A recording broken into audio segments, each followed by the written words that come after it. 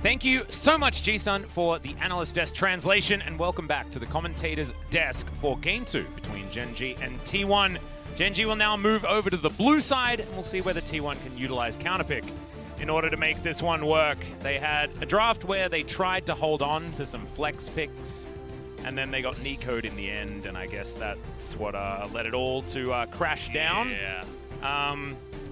That being said, there were a lot of other question marks, and I feel like the main answer that we got here is that it's Gen.G cleared today, and he has really, you know, at least started performing better against T1 when he hasn't really in the past, alongside Ruler, who always needs to get that monkey off his back, to be honest. T1 just seems to mental block both of these players, but both Clid and Ruler coming out strong here in game number 1. See whether that can be said for game number 2, as Gen.G have a 1-game buffer. But often, if you win game 2, winning game 3 becomes a bit easier. So T1 might be able to just take this the distance and seal away the win. Set going to be banned on blue side yet again. The ban priority on this champion is still quite baffling, as Karma is banned, so we're not going to have to deal with that again. I really want to see T1 have a better draft this time around. I think that game 1 kind of feeds into some of our doubt as to, you know, why T1 are doing some of the things and losing some of the games that they are. Yeah. The Karma ban, that's a good start. The Volibear, it seems like Clid is really confident on that pick right now. I don't mind it too much. But we'll have to wait and see. I mean, can you really ban Zoe this time around? Are they just going to give that over to BDD? It's not so easy to play up against this Zoe, as we have seen many times. Varus going to be the ban choice here, was left entirely through the draft last time around, as that's the Twisted Fate. So that's sort of the last must ban taken out of the way. So Ezreal, a possible first pick here. Kalista is still up, so T1 would still be able to have a decent laning phase into it. Jungle choices also, but Zoe is up and ready to go. Yeah, I don't know. I think I would have liked Zoe or Ezreal more. But yeah. Gen.G seem really confident as Ruler gets the high 5 as he picks up Kalista here, which is quite interesting. I mean, Teddy's a great Ezreal player on top of it. I think that's a pretty good answer already to the Kalista, which generally denotes that you're going to go for a more aggressive team alongside of a pretty aggressive bottom lane that Kalista naturally brings in. And Olaf is going to be banned here. Sorry, picked. Yes, picked. Yep. I thought that Ezreal Zoe would have been a pretty fantastic lock-in here for T1, but Olaf Ezreal will take 50% of a good choice over 0. So Ezreal will be taken away. Didn't really need to be locked in right there, because of course, not likely to go into a solo lane. Clid is given a lot of nods. He's one of our premier Lee Sin players. We see it very often into the Olaf. We're going to have to wait and see because Zoe seemed pretty obvious here for BDD. If it's left available, I think he'll always play it. It is 20-9 right now. The 69% win rate is doing very well in LCK Summer. And BDD, a fantastic Zoe player, and that is the Lee Sin that was banned in game number 1. So Gen.G, definitely a higher octane draft so far, but the mid game should be very, very, very scary for T1. You pair all 3 of these together, and you get a pretty frustrating combo, as this could be Faker's Nico, and he is going to take that one away. So, not sure. It could still be flexed up to Canna, but Faker is probably the best Nico player that I've seen on the Rift. Yeah, as you mentioned, the flexibility of it does give some doubt to Gen.G. They can't just say, okay, it's definitely going mid. We'll have to wait and see where they do go with this one. I think for T1, you want to take away some supports that do very well with the Kalista. Taric is going to be first. And here, Tahm Kench with Ezreal is a very deadly duo, as we saw in game number 1. So they're going to deny that away from T1. Will they target effort again? Maybe don't have to quite as much, because, you know, Tahm Kench is also decent with the Kalista also. They might decide to get rid of something else. Maybe like a cannon or something. You might be losing a lot of potential. Well, T1's going to ban the Kennen, so Kennen might have the highest second phase ban ratio in the LCK. I see it banned here all the time. Yeah. Wukong still on the board, could be a consideration. There it is, banned away. You are I'm on fire here in the second one, man. A lot. The Zoe Lee Sin and all the bans coming in. Nautilus, yeah. Nautilus here, you're taking it away from Kalista. Nautilus lane 2, so it's a denial and a pick. Offers you some hard engage where you're already lacking it a little bit for your comp, so I don't mind it. The classic Leona Lee Sin. As that's exactly what Gen G are going to take away, continuing on their trend of early game, and then they go all the way out the window, and the Ornn is going to be locked in here for Rascal. His most played so far this season, 5 games, is R5 Renekton. I hope you guys welcome back. Welcome back from the LS co-stream. I assume he's left, because I highly doubt he's going to stick around with R5 Renekton. The old. This is the dream. Pog? Oh. Never mind. Okay, I mean, it's still better than Renekton. Much better. I had to get that many muches out there. That's much. It's a lot of muches. And it's good. I mean, you can begin to put on a lot of pressure in the side lane now. I really like Camille nowadays. You can isolate some of those really kind of annoying to lock down champions such as Zoe Kalista if you do end up being forced into a team fight. It's really good with the Nico and the Olaf. I think there's a lot of synergy in the comp. It's so much better. Like, it cannot be overstated than R5 Renekton, who's just like the most troll pick we've ever seen in the LCK. Yeah. And it's pretty good. It can also punish the, the tank kind of safe side lane that Gen G wanted to play as well, with Rascal going on to Ornn. Yep, Rascal is a pretty practiced Ornn player. Does sort of stand out alongside this very mid-game composition that Gen G have put together for themselves, but you can understand why they do it. It's try to maximize the amount of CC that they can have and all the disruption that the Ornn can bring to a team fight. But Gen G are going to be required to snowball this game. T1 were required to last time around. They're going to have a much easier time.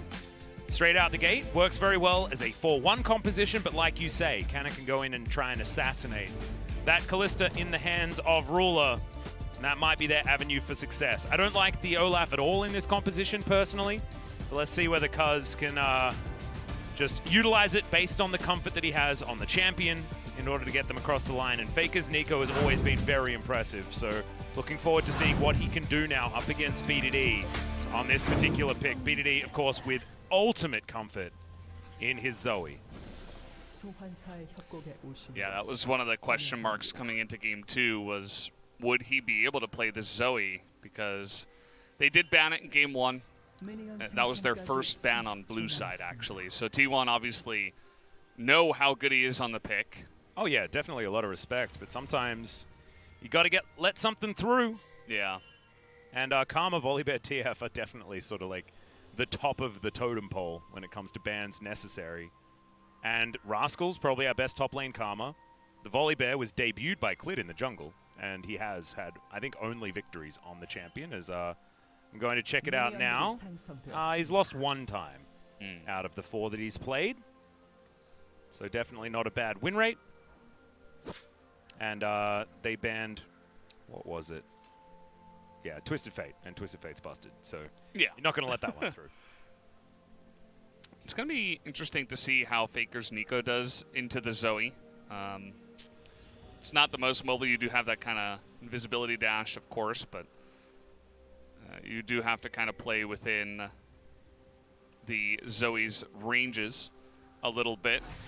Well, Gen G on vision, going to be spotted out here by Teddy, who will find a Mystic Shot for both bottom laners. Not really going to cause too many problems as Ruler misses 1 CS. Teddy is going to get all of them, so a huge advantage here for T1 on the bottom side. Let's go to Game 3. There's Canna. He's not going to lose that one, but that's a big boop out from Rascal. He's going to start stacking up his Grasp the Undying. Canna went for Fleet Footwork instead, which is interesting. Seen a lot of Camille's take Grasp instead. But it's going to be more of that sustaining idea here for Canna in this lane. As level 2's hit by Gen G, and T1 immediately afterwards, so no issues there, as life is going to go on walkabout, as we would say back in the homeland. I like all the highlights on the different champions that come in for the players to show everybody how many games they've played on the champion, how excellent their win rates are, because most of these players are on winning teams for the majority of their careers and have been finding success for a long time. Speaking of success, pretty good win rates on these champions as Shield of Daybreak comes down onto Effort. It's going to be the Q first into the Zenith Blade, which is interesting out of life. They're going to win that trade, but only going to be support health bars. Need to be spoken about. Rascal pretty comfy here on the top side as we're going to have another trade. Effort going to get some sticks delivered to him. Ruler with a pretty troll skin choice, taking Bang's Callista skin.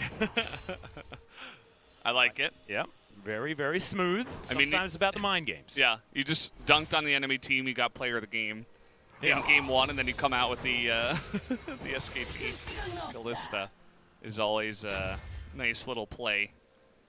You got to play the mental game. You got to throw out some emotes too. I think those are very important. Very important. Especially thumbs up when you're losing. Yeah. That's my favorite one. Or the white flag when you're winning. I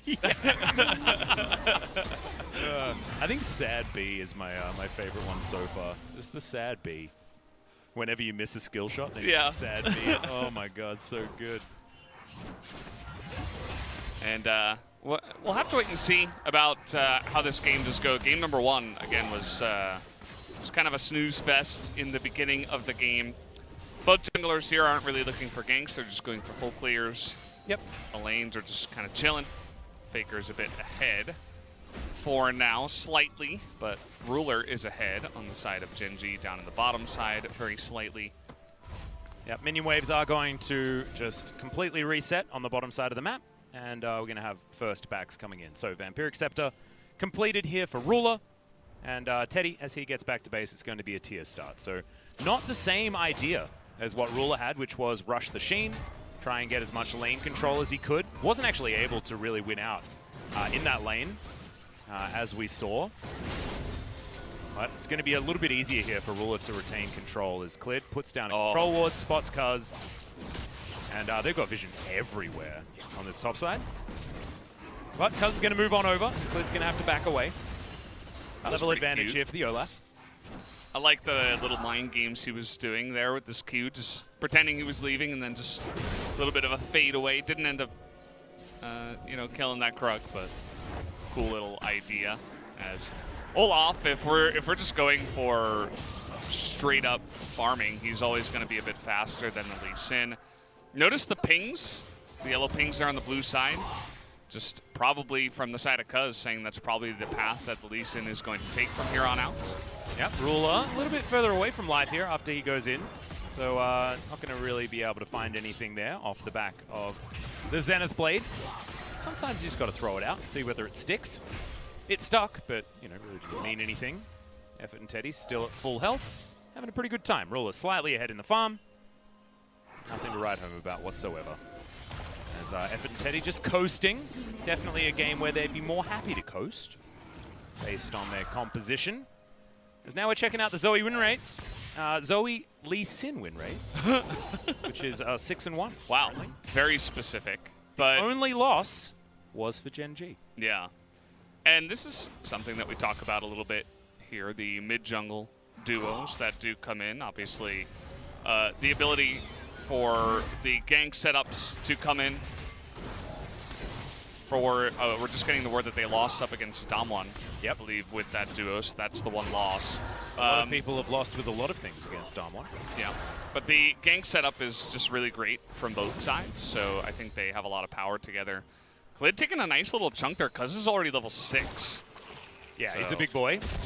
It's only going to be like a camp, I think, before Clid is going to hit level 6 for himself. So he wants to get over to his Raptor camp, take that one down as quickly as possible. As we've got Cuz just getting rid of this control ward.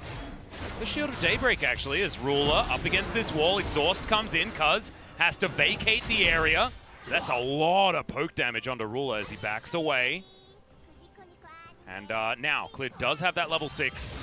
Now can come over and try and contest. As you can see, the mid lane, Faker frantically trying to push this one in. You can see all the chess pieces falling into place. But T1 looks like they're not wanting to try and fight over this one just yet.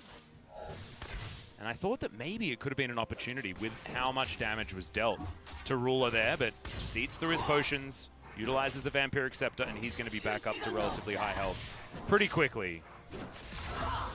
As level 6 gained by Ruler, life can be so much more aggressive now.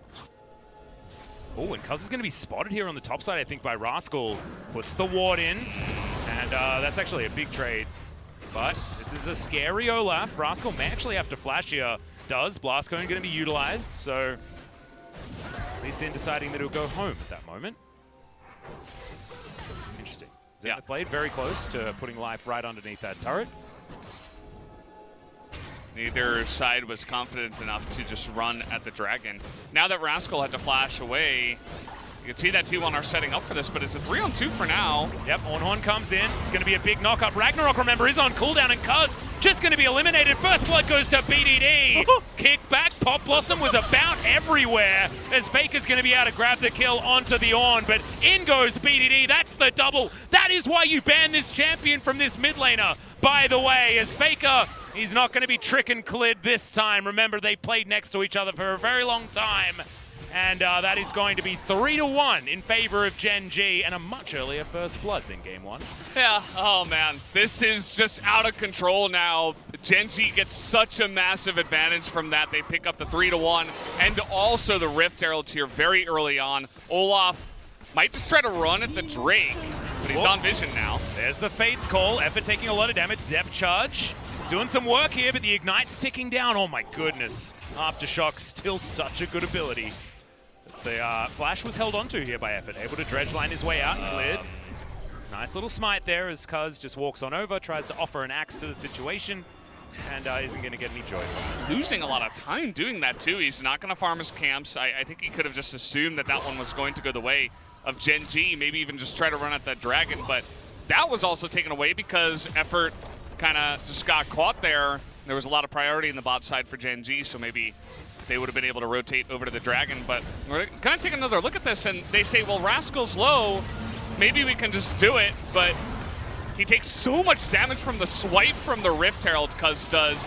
And then, of course, the perfect kick from Clid denies the damage onto Rascal, most importantly. He's able to lock up Kana, and everything kind of snowballs, and that max range Q from BDD with his own flash, able to pick up the kill. The guy is just unbelievably good on Zoe. And the coaches don't even overreact. They're like, yeah, I mean, you gave us Zoe, right? Like, you're not out of the woods yet, Gen G, so I like that they're not overreacting. It's only 1,000 gold. As the dust settles, this Infernal Drake has been up for a really long time. As Effort's checking out the river. It's down a ward there, pretending to be a Rift Scuttler, and it looks like Clid's just going to hop his way over, try and grab this Infernal Drake BDD with some lane control. He's going to be able to move on in there as well, as Rascal actually having a good time at this point. Of course, the Ornn does have early advantage, as Cloud Drake once again going to be the second here. As Gen G do lock down the Infernal. So, able to utilize that early advantage that they picked up, and I'm just interested to see whether Gen G can continue to find success, or whether T1 will be able to stabilize, because this is do or die against a team that T1 have been able to deal with for 2 years. Yeah. But this time around, Gen G are in a really good spot. BDD, gonna miss on that one. Yep, that bubble going a little bit wide, as that's a Ragnarok out from Cuz. He's not going to be able to use that for the next little while, as Gen G find him in his own jungle. Clid finding a Q there onto Effort also. Yeah, you can see how much pressure they can put on now with the lead that they have. I mean, Zoe's going to have such a fun time in the lane. The jungle is going to be ahead here for Gen G. So they get the flash out of Cuz, and he's not having a fun time on this Olaf. We all know how Olaf does from behind. not very well. There's a lot more running away rather than running at the enemy team, which is where he finds his power. Rascal has the best score because he's 100% kill contribution for both teams. Sitting at 0, 1, and 3. Participating even in all of what T1's been doing. Nice. See whether he can keep that up as this game continues. Of course. Oh boy. Oh no. Faker. Close. Pop Blossom actually used. You can see just how much respect has to be given over to this 2-0-1 BDD Zoe. Because if that Paddle Star had appeared like he was dead, he needed to utilize the shield. Boy, scary stuff. If maybe he waited like half a second more to throw out the Paddle Star, he might have been able to perfectly time it. Yeah. But either way, I mean, it's still a great win because they're able to push the Nico out of the lane, get more pressure done there. He gets a good back on him. Unfortunately, he doesn't pick up the Ludens just yet, so he goes back, maybe picks up the Rod, and we'll just go from there. Going to use the good back timing at least. Yep, and Shelly is going to hop up into this mid lane. Should be some plates picked up here for Gen G.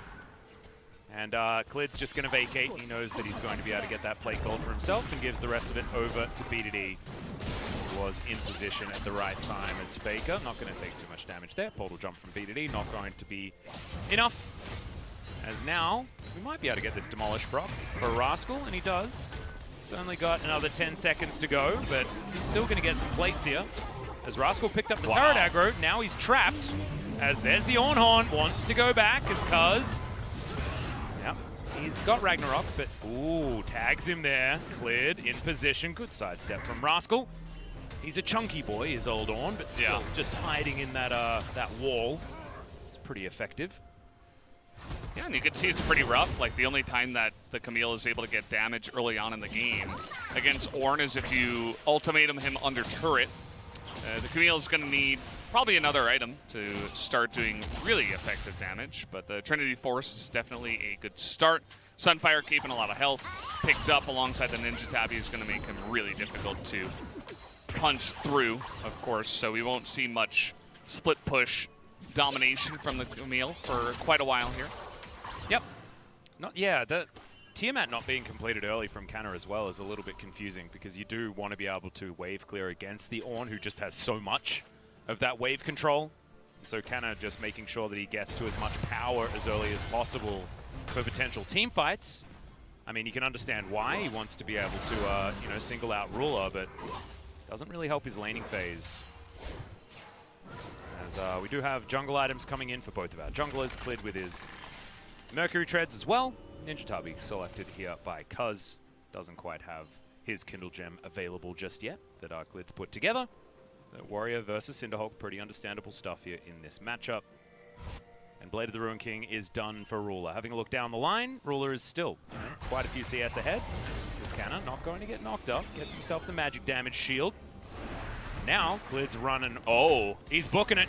Try and find Canna here as Cuz. He's going to show up as well. Rascal needs to move on down, but BDD's here as well. Paddle Star, a lot of damage onto the Olaf. And man, I mean, this is the fear that we had for the Olaf, right? Like, what is he supposed to do? He just seems to be running in, taking a bunch of damage and running away. Yeah, he was at least able to get the jump onto the Lee Sin, so it looked a little bit better, as Klid did look a little bit off guard, but BDD was right there to eventually help him out, so didn't matter too much.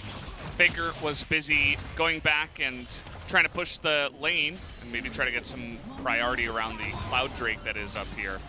I feel like Mountain is going to be pretty strong for both sides. I feel like a lot of people already are building a lot of resistances, but we'll have to wait and see which one does spawn. And C1 are going to try to use this moment to get some priority onto the Drake. Bit scared though in their play, as you can see. Cuz in position, fake Cuz moving back towards the mid lane that is just going to be taken down. Fake Cuz. Yep. As our Faker well and truly a Faker here in this game. Shirley going to move towards the inner turret now, and this is all about creating control. As, Cuz doesn't have Ragnarok, by the way, guys. Solar Flare comes in. That's the kickback. Faker trying to answer it here as Portal Jump from BDD. Dodges out of the way of the Pop Blossom. The Olaf is taken. The bubble lands onto Faker. Shirley charges forward. And T1 are going to be able to make it out alive, at least for Faker and Effort. But it looks like the Dragon's not going to be so lucky. I think that was a little mistake, actually, from BDD throughout the GLP that he picked up and broke the sleep from the Sleepy Trouble bubble. I think he had Faker lined up. Faker didn't even flash away after getting slept, but got woken up, thankfully. Not that BDD needs any more farm at this point. I mean, it's 2-0-2. Yeah. So at least he's got that going for him. And Gen G, once again, kind of running away with this game, even a bit earlier than game number 1. Do you see that Kana is slowly getting some power up against this Ornn and beginning to win some more trades? So Rascal is going to back off for now. Rascal does have the Bramble Vest now completed as he misses out on a cannon creep just here. But you're right. Kana at least able to have some spare time with that outer turret. Faker now with his Super Soaker complete, looking for his Zhonyas. As many on-use items as possible, please, seems to be the thing, as we're going to locate the Olaf and that portal jump, guys. It's just really clean stuff. Now, watch this. He sleeps him and then he wakes him up with GLP. Yeah, weird. I think that probably Effort would have stepped out farther to block the Paddle Star anyway on the second watch, but at the end of the day, BDD wasn't really able to get much effective damage after that.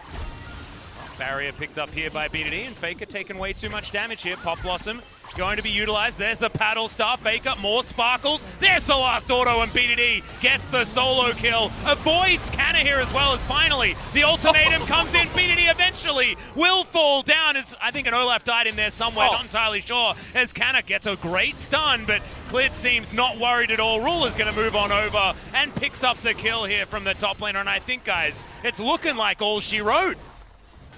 BDD beginning to flex a little bit, says, I am going to win this mid lane matchup hard. I'm not even going to take a little step back and, you know, just play it safe with my lead that I got going on here, as we do have more action now. Yep, Teddy is going to have to flash over. Q not going to be followed there by Clid. Holds on to the Lee Syndrome just for the moment. Now Rascal pushing on forward. Not about half, but he's a big tanky Ornn. It's going to be fine. Has level 13. So his Forge Fire Cape is completed. Just needs to put together that Abyssal Mask. And he's going to have those doubles that he was looking for. Want to get to the next level, though, as we're going to watch BDD's perspective one more time. I'm going to go for the kill. 잡았어! Got him. 천천히 봐줄래? 천천히 봐줄래? 수면? Watch me, watch me. 둘 다! 제발! Get them both, please. I 야, say 이 빠졌다, that. 이 빠졌다! You guys got him. 나이스! I say that a lot in solo queue whenever I try to, you know, make a play, but then I die. Please kill him. Please get him. Make it worth. Legitimize my sacrifice. Yeah, exactly. He did give, who got that kill? I guess it was... Was it Olaf? Olaf. Oh, because Faker was dead. That's an absolute disaster if that happened. Yeah, I think he got the shutdown. I don't I don't imagine it could have been Faker. Good bellows breath there from Rascal. Had it been Kana, I mean, that would have been a really nice swing for Kana to get more items to potentially put on pressure in the side lane. That's one of the only places where T1 have some hope right now. I really hope Rascal is putting together a Trinity Force with the random Sheen that he has. As there's the Ornn, looking for Kana, gonna get the knock up. Oh, here comes Do we have a Searing Charges? Oh no, I know that's a T1 skin, but that is not a T1 player. As Ruler is just hand-delivered another kill. Oh, Buzz and Teddy. Undertow's gonna miss. Lid comes in. Q's even gonna land. No joy here for T1. Yeah, that was, I feel like Kana's feeling the pressure to really get some value in the side lane, but Ornn, he's an assassin, man. And let's see how he can get out of this one. Yep, Faker looking to try and lock him down. Does have the Pop Blossom flash used by Rascal to get out of the way, but he's gone the wrong direction, guys. And his team. And we're looking for a Baron as T1 are going to split. Faker still looking to try and take down the Ornn. I don't know whether they're going to quite have enough here as Rascal doesn't have teleport or anything like that. Teddy going to move on over as well, the Baron. Not going down too quickly, but there's a lot of sticks that can be put into this objective. as eventually the Ornn will fall. He's down for another 40. As now Cuz trying to get on in there. This is dangerous now. Teddy no teleport though, so they won't have the Ezreal for this fight. And look at all of these sticks. 45. Just insane, the amount of damage they're going to have. It did go down to 300, but there was no Olaf in the pit. As Effort's going to go golden, the Trouble Bubble not going to be collected. Flashes to try and get on top of Clid of all people, as Ruler moved out of the way, and oh my god, the chain CC. As now Ruler trying to hold on to his position, not able to. Teddy's going to be able to lock him down. Clid trying to escape and does so for now. BDD at full health, the Mystic Shot doesn't land. Bubble sails by majestically. And the Baron now only on 2 members of Gen G. And I don't know whether it was worth it. Well, I think it is. I mean, at this point, they did kind of feed Teddy, though, who is beginning to get more and more scary. He doesn't have the Tom Kent in his back pocket, but he is going defensively building here. And they do have the Mountain Soul that is coming up. So just like that, that's a nice little swing in terms of not exactly gold for T1, but they get a lot of their gold onto a very important member alongside of a very important Drake, as Effort sets this up beautifully. And kind of goes a little bit too far. He goes way into the back and you're thinking, oh, maybe he threw it, right? He goes down immediately, but then just take a look at Teddy. Arcane shifts forward, does insane amounts of damage. He knows that this is going to be his moment. Nobody's looking at him.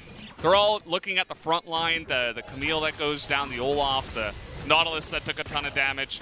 And so he identifies that moment, and that's probably one of the reasons why Teddy is such a good AD carry, is that he knows exactly when he needs to do that damage and how to do it. So he gets the value, picks up a bunch of kills. That's a lot of control wards, as Bubble is going to connect onto Faker. Cuz going to have to body block, but no, not over the wall as BDD. Picks up some turret aggro there as Canna's split pushing on the top side. This is definitely what T1 can do. They have split push advantage with the Camille, who will take her first turret. She's a bit behind. Still, as this game goes on, T1 are going to look better and better. Somehow the bubble lands onto Teddy. I have no idea how he even snuck that in. BDD things. Yeah, exactly. I feel like he cheats just a little bit, as we do still have the Barons rotating around Gen G. It's like crazy. Yeah, I know. The angles that he finds. Is he going to get to 900 points after this game? Yes. I mean, I've already voted for him. Yeah, you voted for him. Yeah. Although I would have done the same. So I knew that the synergy was there. So I've just I've already sent up. You took this moment to take the vote. Still need Gen G to actually win the game before it's going to be legitimate. As Faker, that's not the real one. Teddy. Doesn't even matter. Look at how much damage he took from the one auto and the ignite. Oh my god. Well, he's back to base now. Now this inhibitor turret in the mid lane is going to get focused down. Teddy still trying to kite them out here. The Iceborne Gauntlet build is strong, especially against Ruler. And T1, I mean, they're holding it. They're holding it for now. Yeah, the Baron buff is going to expire. We have a big TP coming in. They're trying to get Clid here. Clid is well and truly out of position. The kickback, and Faker gets on through. He was the one that was chasing after Clid. That's a Q that's going to connect. True Shot Barrage not going to as Clid. Okay, yep, this is brother Clid for T1. Yeah. Over that side of the map. He did buy a lot of space for, I guess, reset time. They used 2 TPs as well. Yeah. And Rascal's Build-A-Bear Workshop. What is happening here? He went for the Frozen Fist instead of the Abyssal Mask upgrade, which I find perplexing. Although I guess, you know, mostly physical damage to deal with. I guess with the Camille. Yeah, he wants to handle Camille. But yeah, at the end of the day, yes, I mean, you kill Clid, you get red buff on Teddy. But in the meanwhile, in the next 2 minutes, both teams can kind of just avoid fights. I mean, LCK is great at doing that, right? We all know that. That's what we do. Yeah. And Teleport's cooldown is going to last for a long time through the next Mountain Drake, through the next Baron, and they're just not going to have it. So I think they're going to lose a lot of map control, even though they do get the kill and the red buff for just a little bit. I mean, that's not really... Okay, he gets the blue buff too, right? But it's all just little wins here for Teddy, who, you know, he gets a bit of extra gold too. Can't forget about that. And he really is the one hope, right now for his team. So if you're a T1 fan, you better be praying to Teddy that he can carry this one. Yep. Absolutely true. Close to 7,000 gold, the lead here for Gen G. They still need to destroy the Nexus, though, and T1, if they've done anything in the past, it's hold on. It's just whether or not that's going to be good enough here this game. Yeah. Gen G, they do have a far more early game-based composition than they did in Game 1. But this is still, I mean, Zoe just morphs games like this so much. Zoe's kind of interesting because you can say, like, yeah, I mean, 1-2 item spikes, she's pretty ridiculous and maybe falls off a little bit compared to more sustained damage dealers like an Azir or, I don't know, an Orianna. But when it's BDD and she gets fed, I think it just, her power extends into every phase of the game, you know? It's like, oh, Zoe's strong in early, mid, and late game. And in many different compositions, that was a flash by Clid, really trying to get that kick down. Looks for it. Canna doesn't have to use his flash, though, so just hookshot to get him away. It's great use. Speed E. Getting chunked. Teddy. Yeah, answering back nicely. Teddy. Top barrage also able to do some work, as Rascal might need to use the ultimate just for zoning. They're bursting it. Yeah, this Mountain Drake going to get taken down very low. The Ren should be enough here as Rascal. Will he be able to get the knockback? No, he's not. As the Ornn is taken down. Yes, they get the Drake, but T1 now looking for the team fight. BDD still bouncing around, finds another bubble. Ruler's hopping back. So many sticks into all the members of T1. But can he actually close distance? Teddy's still huge. As another bubble connects onto Faker here, and Ruler knows that he needs to take matters into his own hands. BDD's still alive, but Teddy, every time BDD steps forward, Teddy's there with a Mystic Shard. But it looks like Gen G will be able to get out. It's a one trade here for T1, 1 for 2. But I think that they're just going to be able to get out. Okay, Cuz, full health bar, teleport in from T1 as BDD trying to get some more work done. Cuz, that's Faker actually, who's been back to base. Oh, that was not the one that I was expecting it to be, as Bubble connects onto the Yola. BDD looks for it, but doesn't find it. Zonya's utilized here, teleport in. This fight is extending so long as Clid goes golden, and Rascal looks for Faker. Canna into the backline. BDD survives though, as Canna falls down, and Rascal gets a huge knock-up. Faker still trying to get in amongst it, as there's all the knock-ups, and Faker is eventually taken down. This hyper-extended team fight will eventually go in favor of Gen G with a triple kill from Ruler at the very end. That's the ace, and that should be base broken, at least for Gen G. The fiesta finally ends. So many teleports and so many kills towards the end of that one, and we got some pretty long death timers. I think they might just try to end the game. We'll have to wait and see, because the fight was so broken up, but yeah, just taking a look at it, it's like 10 seconds left on Kana. They might just be able to do it here, Atlas. Yep, 8,000 gold the lead here for Gen G. 4 seconds on Canna, 5 on effort. I think you're right, Valdez. I don't think there's anything T1 can do. And Gen G are even going to deny the engagement from Canna. Nexus down to 20% health. They're trying to eliminate them, as Faker not going to quite land the Pop Blossom before the Nexus goes down.